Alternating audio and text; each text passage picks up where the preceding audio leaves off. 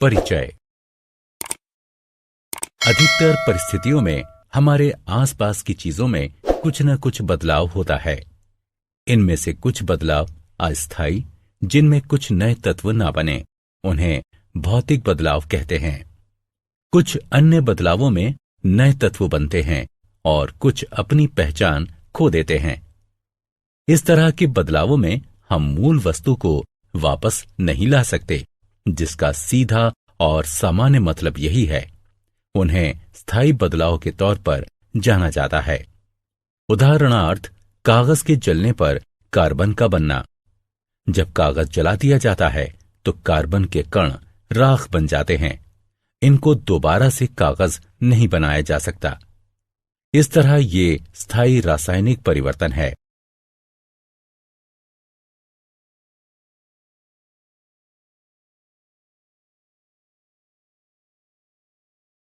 उद्देश्य। इस पाठ के अंत में आप निम्न करने में सक्षम हो जाएंगे: रासायनिक परिवर्तन को पहचानना, रासायनिक प्रतिक्रिया के समीकरण लिखना, रासायनिक परिवर्तन को वर्गीकृत करना, विभिन्न तरह के रासायनिक प्रतिक्रियाओं के उदाहरणों की सूची बनाना। रासायनिक अभिक्रियाएं। एक रासायनिक अभिक्रिया वो होती है जिसमें तत्व या तत्वों की रासायनिक प्रतिक्रिया से एक नया तत्व या कई तत्व बनते हैं।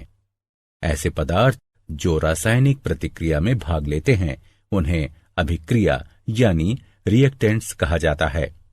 जो नए पदार्थ बनाते हैं उन्हें उत्पाद कहा जाता है। लोहा और सल्फर रिएक्टेंट्स हैं और आयरन सल्फाइड उत्पाद है। जब चीनी को गर्म किया जाता है तो वो जल जाती है। चीनी में पानी के अणु कार्बन छोड़ जाते हैं। रासायनिक समीकरण लिखना। रासायनिक अभिक्रिया में रिएक्टेंट्स एक या अधिक एक साथ प्रतिक्रिया करते हैं और एक नया यौगिक बनता है जिसे उत्पाद कहते हैं। उदाहरण: एल्यूमीनियम ऑक्साइड को डाइल्यूट सल्फ्यूरिक एसिड के साथ मिलाएं, जो एल्यूमीनियम सल्फेट और पानी के रूप में हो। इस अभिक्रिया को इस प्रकार से लिखा जा सकता है: aluminium oxide dilute sulphuric acid के साथ अभिक्रिया करके एल्यूमीनियम सल्फेट और पानी बनाता है।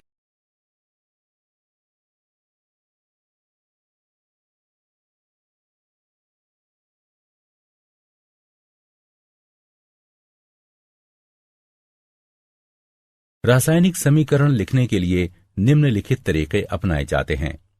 अभिकारकों के प्रतीक और सूत्रों को पहले बाईं ओर लिखा जाता है। यदि एक से ज्यादा उत्पाद हों तो उनके बीच योग धन चिन्ह लगाकर उन्हें अलग अलग दर्शाते हैं। एल्यूमीनियम ऑक्साइड और डाइल्यूट सल्फ्यूरिक एसिड को इस तरह लिखते हैं। तीर का सिरा उत्पाद की ओर होता है, जो उत्पाद के रूप में अभिक्रिया होने को दर्शाता है। प्रतीक और सूत्र यौगिकों के गठन यानी उत्पाद को तीर के निशान के बाद दाईं ओर लिखते हैं और ये दर्शाता है कि इसका गठन हुआ है। यहां पर एक योग धन चिन्ह भी दो यौगिकों के बीच अलग अलग जगहों पर लगाया जाता है।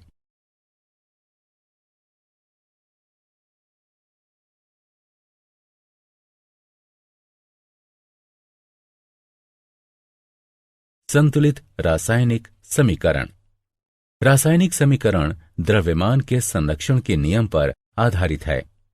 इस नियम के अनुसार द्रव्यमान का निर्माण नहीं किया जा सकता है और न ही रासायनिक अभिक्रिया में नष्ट किया जा सकता है।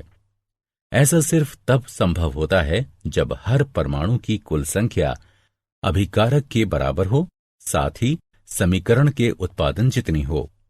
जिन समीकरणों में विभिन्न तत्वों के परमाणुओं की संख्या अभिक्रिया से बनने वाले उत्पादन जितनी परमाणुओं की संख्या हो तो उसे संतुलित समीकरण के रूप में जाना जाता है।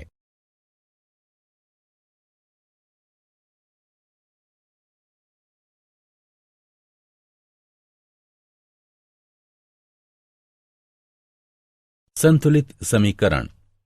उपरोक्त समीकरण एक असंतुलित समीकरण है। इसमें सल्फर का सिर्फ एक परमाणु है जो अभिक्रिया की ओर है, जबकि उत्पाद की ओर सल्फर के 3 परमाणु हैं। अब यहां अभिकारक की ओर 6 हाइड्रोजन के परमाणु हैं और उत्पाद की ओर सिर्फ 2 हाइड्रोजन परमाणु हैं। उपरोक्त समीकरण में H2O अणुओं को 3 से गुणा करते हैं। समीकरण 2 अब बनता है इसमें। अब समीकरण में ऑक्सीजन परमाणु 15 हैं जो अभिकारक और उत्पाद की ओर हैं, इसलिए अंतिम समीकरण संतुलित है।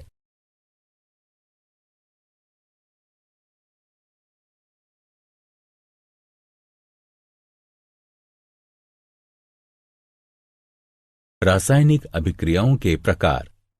तत्वों और यौगिकों के मिश्रण से कई तरह के पदार्थ बनते हैं। लाखों यौगिक तत्वों या यौगिकों की रासायनिक अभिक्रियाओं से बनते हैं। रासायनिक अभिक्रियाओं में तापमान, दबाव, प्रकाश की उपस्थिति आदि के रूप में विभिन्न परिस्थितियों की आवश्यकता होती है। रासायनिक अभिक्रियाएं कई प्रकार की प्रणालियों में घटित होती हैं, जैसे कि मानव शरीर, पौधे, उद्योग, प्रकृति आदि। रासायनिक अभिक्रियाओं के 4 प्रकार होते हैं, जो कि इस प्रकार हैं: संयोजन अभिक्रिया, अपघटन अभिक्रिया, विस्थापन अभिक्रिया, द्विविस्थापन अभिक्रिया।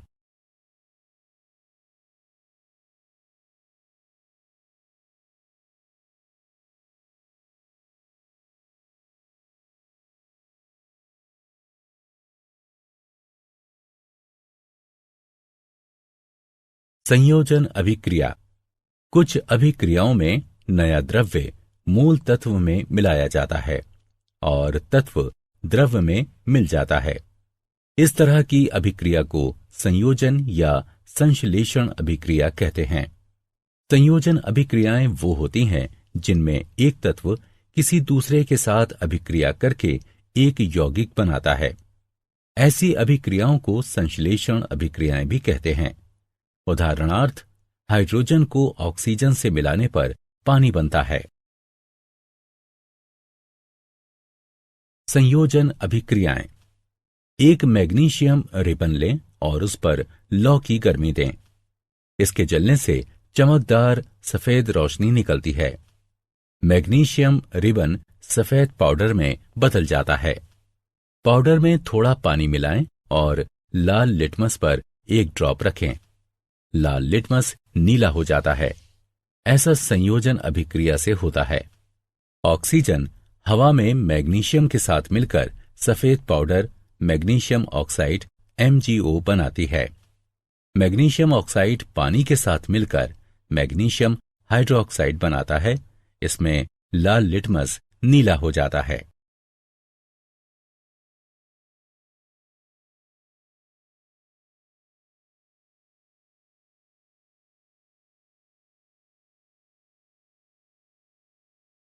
अपघटन अभिक्रियाएं। अपघटन अभिक्रियाएं वे होती हैं जिनमें एक यौगिक सरल यौगिकों में टूट जाता है। उदाहरणार्थ, गर्म करने पर कैल्शियम कार्बोनेट से कैल्शियम ऑक्साइड और कार्बन डाइऑक्साइड बनता है। पानी का अपघटन करने पर जब इसे बिजली से गुजारा जाता है तो ये हाइड्रोजन और ऑक्सीजन देता है। अपघटन अभिक्रियाएं। संगमरमर का एक टुकड़ा लें, इसे चिमटे से पकड़ें, कुछ समय के लिए इस पर आग की गर्मी दें, इसे ठंडा होने दें, इसे पानी में डाल दें, फिर इसमें लाल लिटमस डालें। इस तरह लाल लिटमस नीले रंग में बदल जाता है।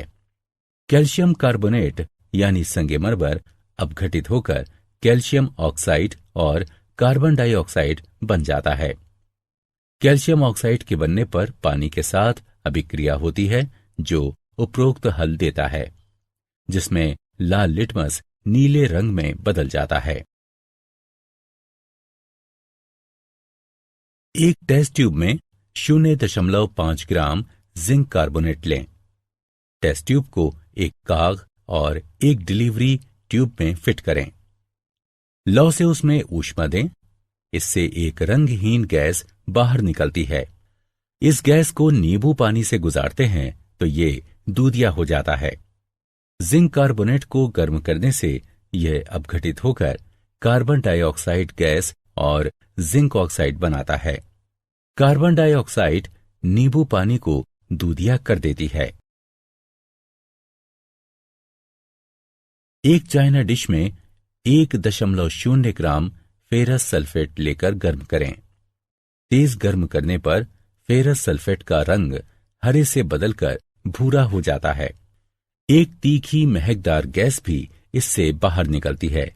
ऐसा फेरस सल्फेट के अपघटन की वजह से होता है, जो ब्राउन फेरिक ऑक्साइड और SO2 और SO3 जैसी तीखी महकदार वाली गैस निकलती है।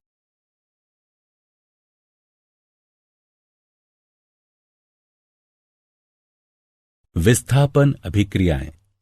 एक विस्थापन अभिक्रिया वो अभिक्रिया होती है जिसमें एक परमाणु या परमाणुओं का एक समूह एक अणु में मौजूद एक और परमाणु द्वारा विस्थापित होता है। उदाहरणार्थ, आयरन को जब कॉपर सल्फेट के विलयन के साथ मिलाया जाता है तो इससे कॉपर धातु बनती है। टेस्ट ट्यूब के 10 मिलीलीटर पानी में 0.5 ग्राम सिल्वर नाइट्रेट मिलाते हैं। टेस्ट ट्यूब में एक साफ कॉपर का तार जोड़ते हैं। इसे कुछ देर तक छोड़ देते हैं। सिल्वर की चमकीले क्रिस्टल तांबे के तार पर दिखाई देते हैं। इससे विलयन का रंग नीला सा हो जाता है, जो कॉपर नाइट्रेट के रूप में होता है।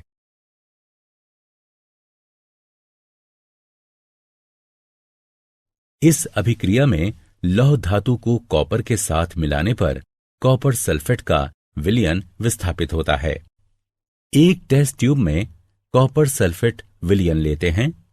कॉपर सल्फेट विलयन में लोहे की कील डालते हैं और इसे कुछ समय के लिए छोड़ देते हैं। कुछ समय के बाद विलयन का नीला रंग फेट्स और लाल रंग की कॉपर धातु कॉपर सल्फेट से विस्थापित हो जाती है। विस्थापन अभिक्रिया जो होती है। विस्थापन अभिक्रियाओं के कुछ अन्य उदाहरण हैं।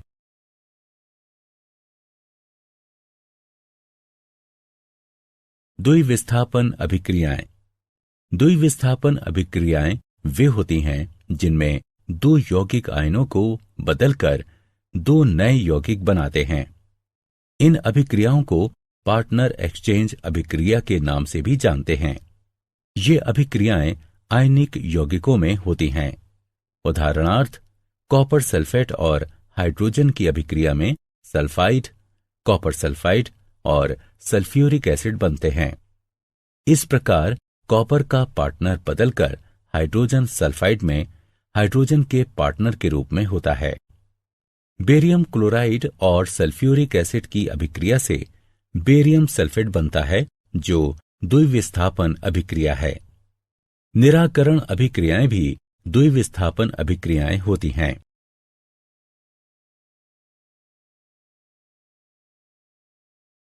रेडॉक्स अभिक्रियाएं।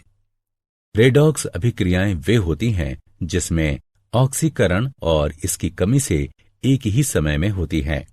इन अभिक्रियाओं में एक पदार्थ में कमी होती है जबकि अन्य ऑक्सीडाइज्ड होता है। क्रियाकलाप। एक चाइना डिश लें और उसमें थोड़ा सा कॉपर पाउडर लेकर उसे गर्म करें। कॉपर पाउडर का क्या होता है? कॉपर पाउडर की सतह का रंग बदलकर काला हो जाता है। ऐसा ऑक्सीजन के कॉपर के साथ मिलने से होता है, जो कॉपर ऑक्साइड के रूप में बनती है। यदि हाइड्रोजन गैस इस गर्म सामग्री CuO से गुजारते हैं तो सतह पर ब्लैक कोटिंग बदलकर भूरी हो जाती है और फिर से ऐसा होने पर कॉपर प्राप्त होता है। क्यूपरिक ऑक्साइड यानी CuO बदलकर कॉपर बन जाता है। इस प्रकार क्यूपरिक ऑक्साइड से ऑक्सीजन निकल जाती है। ऑक्सीजन के हटने के बाद से इसकी कमी हो जाती है, जिससे क्यूपरिक ऑक्साइड कॉपर के रूप में होता है। क्यूपरिक ऑक्साइड से इस ऑक्सीजन को हाइड्रोजन हटाता है, इसलिए हाइड्रोजन कम करने वाला कारक है। इस प्रकार ऑक्सीकरण और कमी एक साथ होते हैं। उदाहरणार्थ, सोडियम को जब ऑक्सीडाइज्ड किया जाता है तो ये बदलकर Na+ हो जाता है। ऑक्सीकरण को ऑक्सीजन या हाइड्रोजन या इलेक्ट्रॉनों की एक पदार्थ से नुकसान या कमी के लाभ के रूप में परिभाषित किया जाता है। कमी या हाइड्रोजन या एक पदार्थ से इलेक्ट्रॉनों का लाभ ऑक्सीजन की कमी के लाभ के रूप में परिभाषित किया जाता है। जिंक ऑक्सीडाइज्ड होकर Zn2+ हो जाता है जब जिंक की एक छड़ को कॉपर सल्फेट के विलयन में डुबोया जाता है। इस अभिक्रिया में जिंक 2 इलेक्ट्रॉन खो देता है और Zn2+ हो जाता है। इस प्रकार जिंक ऑक्सीडाइज्ड हो जाता है। दूसरी ओर Cu2+ में 2 इलेक्ट्रॉनों की कमी हो जाती है जिसे ये ग्रहण करता है और वो Cu हो जाता है।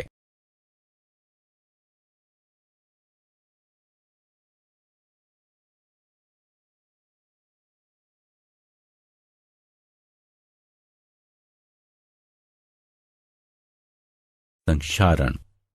आपने देखा होगा कि लोहे के बने पुराने गेट पर लालिमा युक्त भूरे रंग की परत चढ़ जाती है। लोहे की चीजों में लालिमा युक्त भूरा रंग एक जंग होता है। कुछ अन्य सामग्री में भी इसी तरह का जंग लगता है।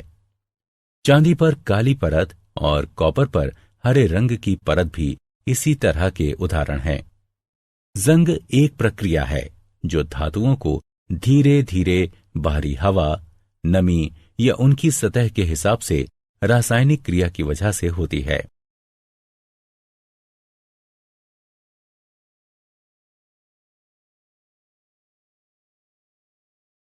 विकृत गंधिता। अगर एक धातु में अभिक्रियाशील होती है, इसकी सतह पर धीरे धीरे ऑक्सीजन और पानी यानी नमी की मार पड़ सकती है। धातु हवा में मौजूद ऑक्सीजन और पानी के वाष्प के साथ अभिक्रिया करके यौगिक बनाता है। इन यौगिकों के बनने से धातु की सतह पर असर होता है। इससे धातु की सतह कमजोर हो जाती है। धातु की सतह पर यौगिकों के बनने से धीरे धीरे उसकी सतह और कमजोर हो जाती है और फिर हवा और पानी की वजह से इसे नुकसान होता है। यह प्रक्रिया आगे भी चलती रहती है। इस तरह हवा और पानी धीरे धीरे पूरी धातु को ही नष्ट कर देते हैं।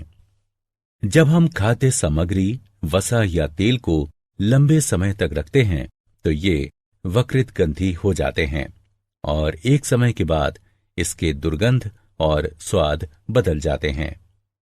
ऐसा खाद्य सामग्री के बासी हो जाने की वजह से होता है।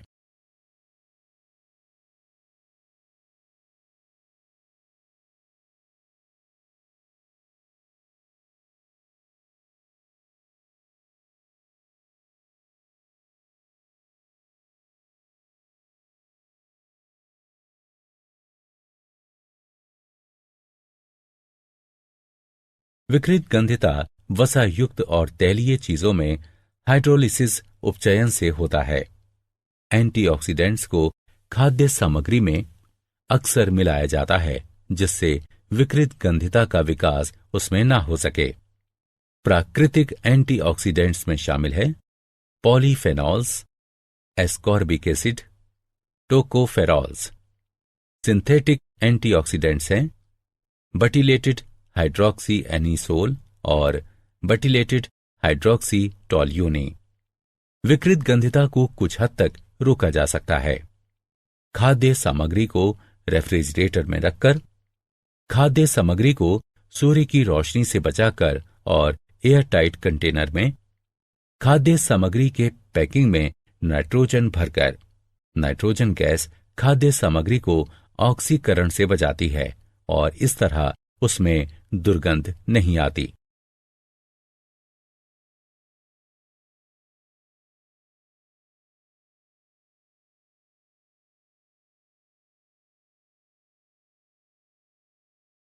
क्या आप जानते हैं स्लैग्ड चूने का उत्पादन CaOS जमा H2O L gives CaOH2 AQ की अभिक्रिया से होता है, जिसका प्रयोग दीवारों की पुताई में किया जाता है। कैल्शियम हाइड्रोक्साइड धीरे धीरे हवा से अभिक्रिया करके कैल्शियम कार्बोनेट की दीवार पर एक पतली परत बना देता है। कैल्शियम कार्बोनेट इसके बनने के 2-3 दिन बाद दीवार की सफेदी में बेहतर चमक ला देता है। दिलचस्प यह है कि संगमरमर का रासायनिक सूत्र भी CaCO3 है।